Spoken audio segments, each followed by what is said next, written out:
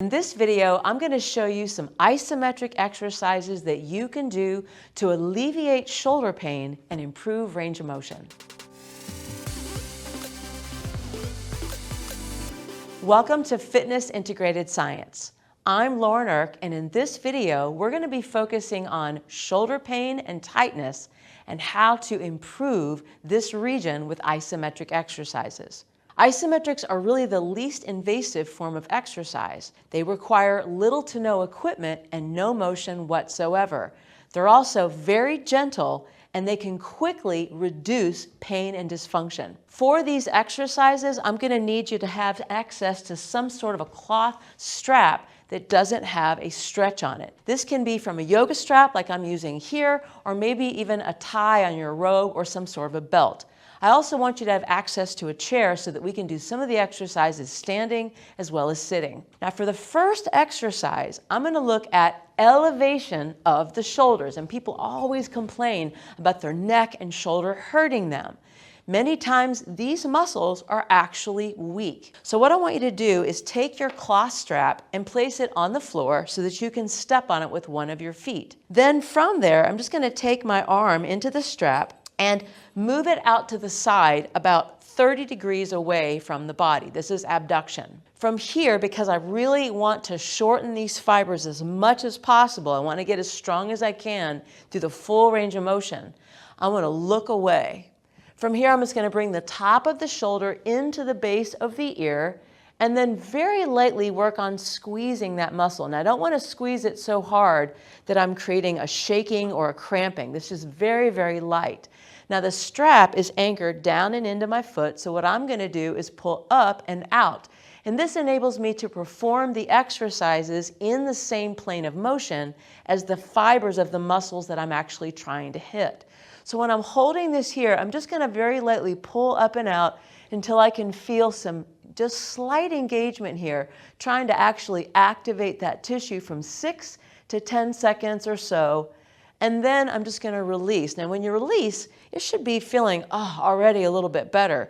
If you're cramping up, you are using way too much resistance. And for this exercise, we are trying to reduce pain, so this becomes an activation isometric. Again, as I move my arm out to the side, I'm not going to move my hand at all. Then I'm looking away and then elevating that shoulder into the ear, pulling up and out into the strap lightly, holding for about 6 to 10 seconds. And release with no shaking or cramping. I would definitely do that exercise 6 to 10 times on that shoulder. From there, come down into the chair and we move into depression, which is my second exercise, which is the opposite. Depression is a down and in motion. So the first thing I'm going to do is come to a seated position with my feet about hip width apart, rotating the cervical spine so that my head turns towards the involved shoulder. Place your hand right down on the chair, and then I want you to walk your fingertips down. So creating as much space as you can between the ear and the shoulder. Now that chair is crucial because it enables me to push inward. I'm pushing down and in as I look away, and I am really focusing on dropping my shoulder as far down out of my neck as possible. Easy and slow. And you may feel some activation on the sides of your rib cage if you're sort of moving into side bend. So if that's the case, just try to stay more upright if possible, and then release it. And again, if you start to notice that shaking or sort of cramping in the tissue, you know you're doing too much. And isometrics take a long time to perfect. So again, as I look towards the direction of the shoulder, I'm walking, dropping my shoulder down, walking the fingertips onto the chair, and then just very lightly pressing the palm against the chair until I feel that light activation across the shoulder, holding that for 6 to 10 seconds.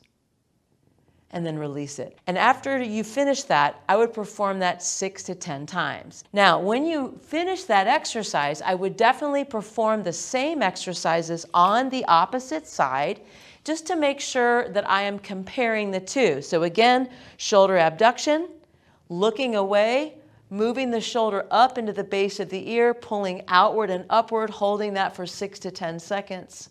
And then releasing that, repeating that 6 to 10 times, coming down into the chair for depression, walking the arm down, turning the head towards the shoulder, and then pressing down and into the chair. Easy. and then release. And you may be very surprised that the shoulder that's hurting is not the shoulder that's the most limited. That happens a lot. So for the next exercise, I'm going to look at shoulder retraction, which is actually drawing the shoulder blade into the small of the back, which we tend to lose if we're sitting a long time looking at a computer. So doing an isometric into this region will improve your shoulder stability so much.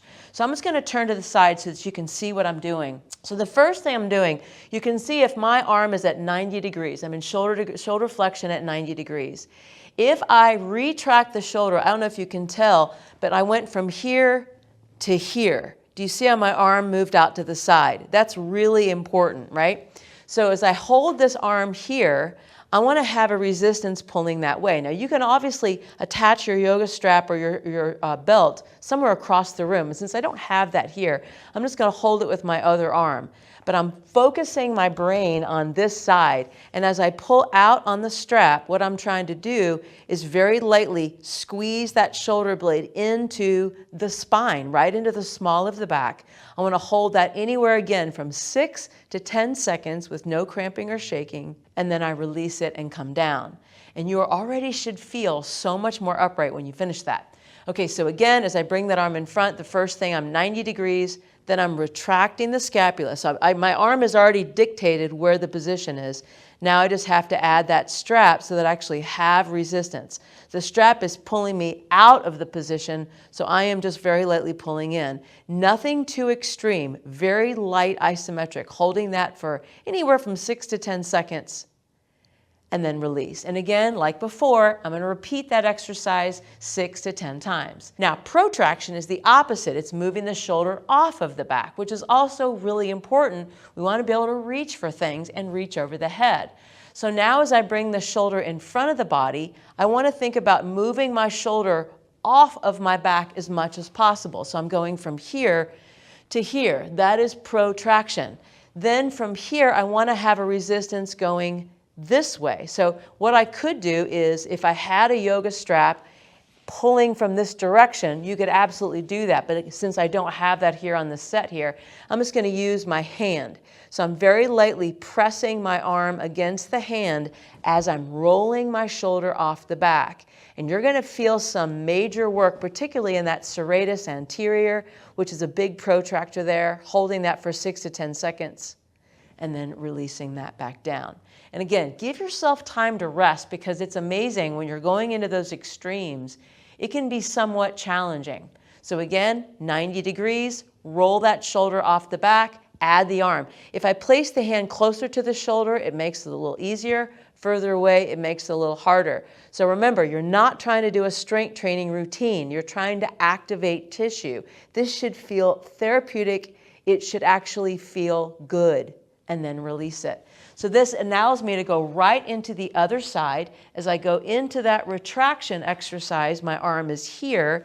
Then I'm grabbing a hold of the strap, pulling it away. Again, squeezing into the retractors of that shoulder, holding for 6 to 10 seconds. And repeating that 6 to 10 times. And then finally, moving into protraction, rolling off the back here, placing the hand on the inside, and pressing the hand into my arm. Now it's really tough because a lot of times all we feel is input from this hand. Make sure that you're trying to focus on this shoulder. These two resistances from both hands should actually meet each other. We're not in a tug of war here, so to speak.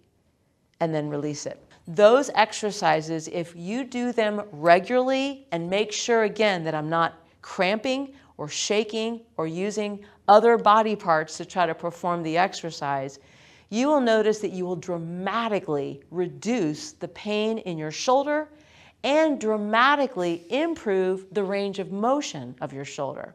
If you like this video, make sure to give me a thumbs up and share it with your friends. Also, subscribe to the channel so that you never have to miss another video. Thanks for watching, and I'll see you next time.